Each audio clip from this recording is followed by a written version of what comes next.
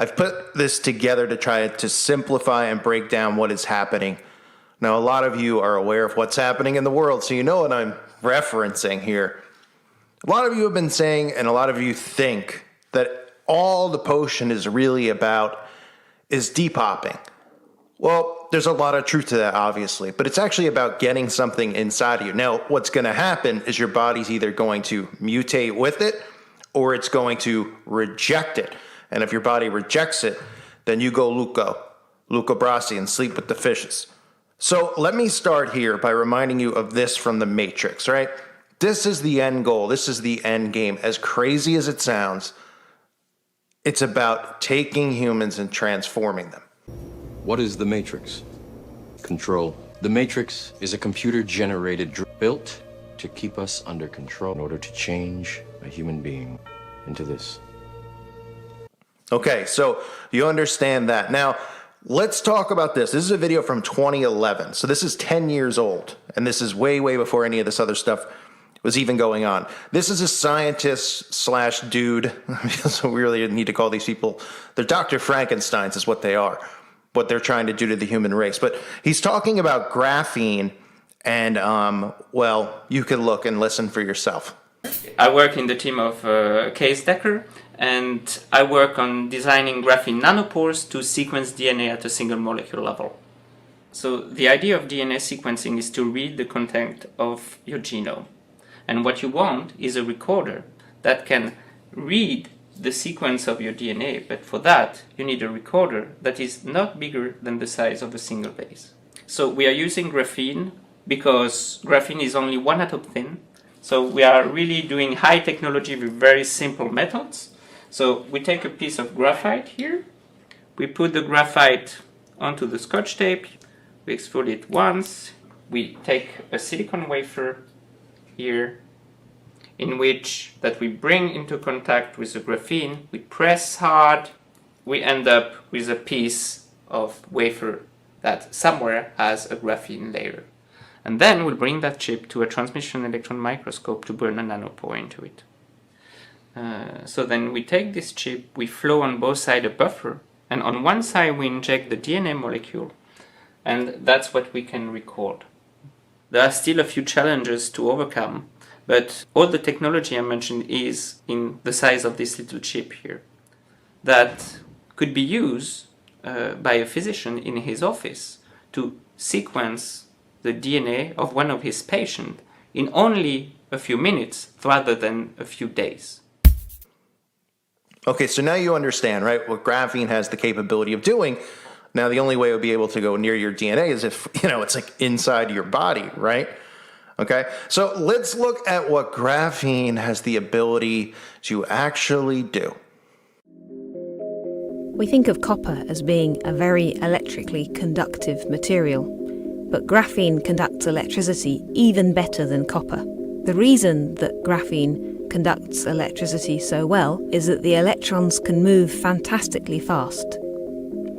This gives graphene limitless applications, including conductive paints and inks, faster next-generation electronics, high-frequency devices, and more efficient batteries.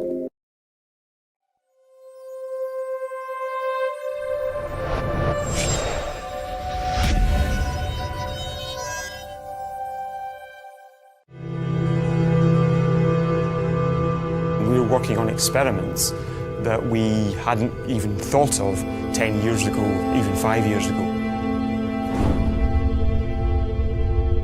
Graphene throws up all sorts of new challenges for completely new types of science to do. It's hard to think of another type of material in which you would have those sort of challenges thrown up on a weekly, almost daily basis. That's what's really exciting about graphene. Graphene was first isolated and many of its properties were first identified by scientists working in the physics department at Manchester from 2004 onwards. What's happened over the last decade is that there's been a big expansion of graphene work into my own department, which is chemistry, into material science, into the life sciences and into engineering. Really, I think the advantage we have in Manchester is that we have a lot of fundamental expertise.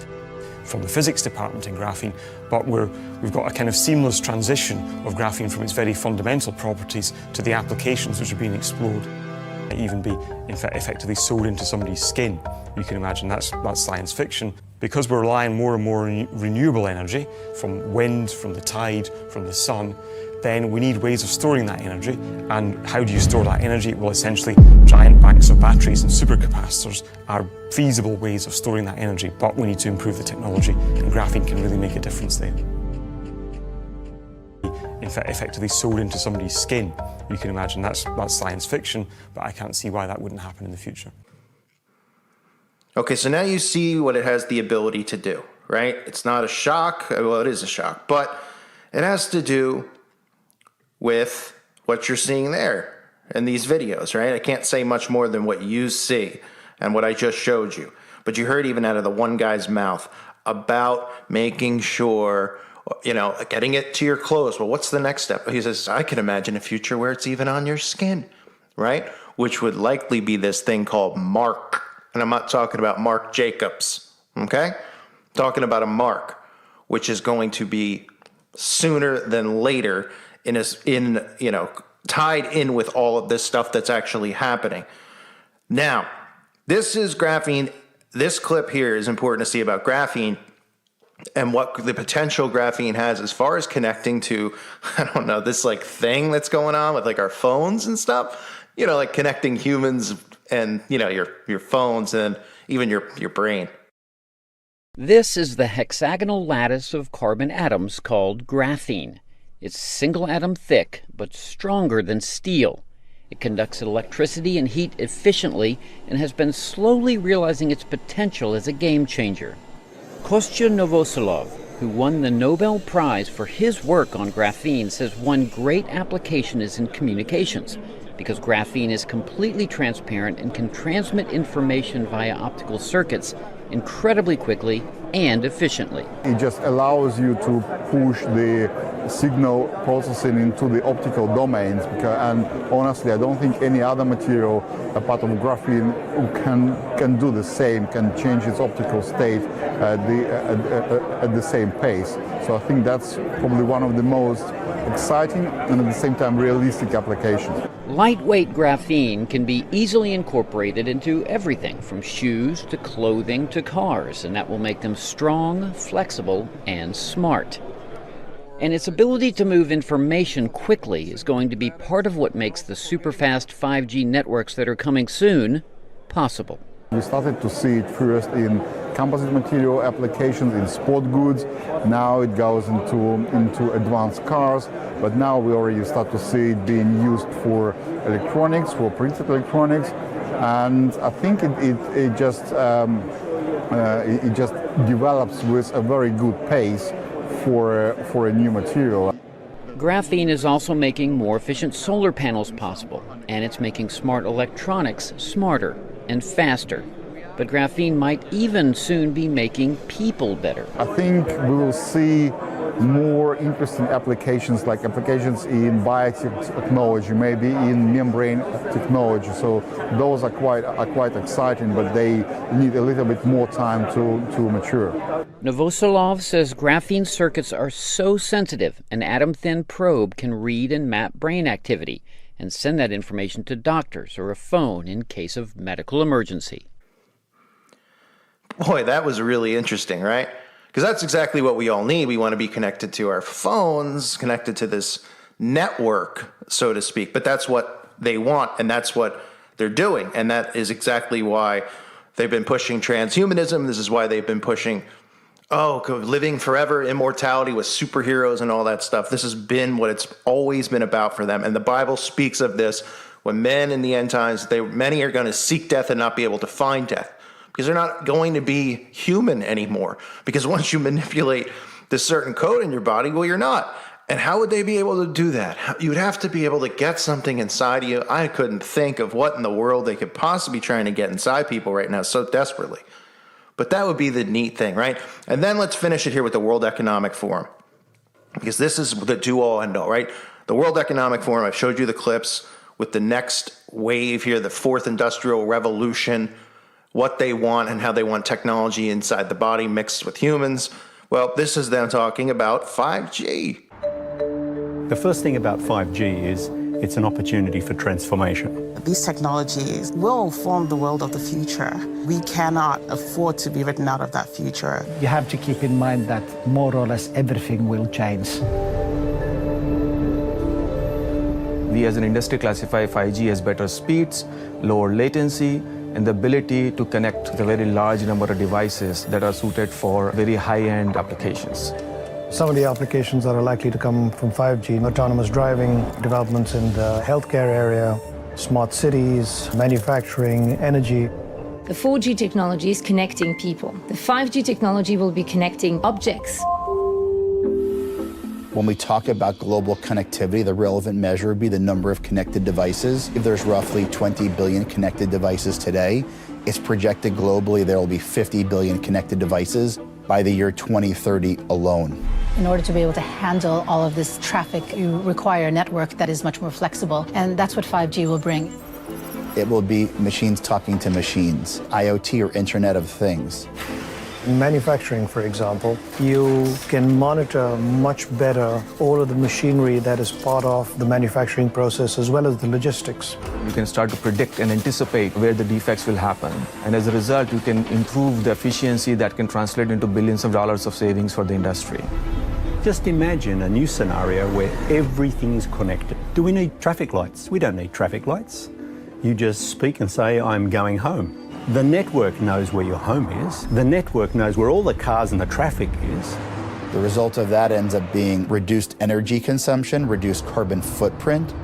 For many years, environmental policy relied on educated guesses and hunches. There wasn't really a very strong evidence base. And so this is where I think technology can help us far outpace what we've been doing in the past. What 5G will open up is this instrumentation and transportation of data that could really take healthcare to a completely new level. Right now, if someone's having a heart attack, there's no way of sensing that. 5G and beyond will allow the early detection well before you even feel the symptoms. 5G is going to underpin the digital economy in many countries, and that's why it's really important that we get these enabling conditions right. But I think we have a behavioural issue that we need to address. We spend a lot of time engaged with our devices to the extent that we're looking at how do we actually make people look up when they cross the road. There's one thing about being a smart city. The other challenge is, do you use this technology well? Does it make us happier people? Do we use the city in a better way? We need to focus on not just the near-term economic benefit for the corporate world, but the societal benefit that 5G will bring. If you put a VR lab in a school, the students can explore the pyramids of Egypt or even the solar system. But on the continent, there are challenges with even basic internet access today. A lot of infrastructure in countries is built by governments in order to attract corporate investment. So governments need to decide what are the infrastructure elements they should be encouraging investment in. 5G gives us the potential to leapfrog into the next generation of connectivity. And I really hope policymakers, tech entrepreneurs, mobile operators, civil society activists pay real attention to making sure that this era of human history really becomes the generation where we close that gap between the rich and poor parts of the world.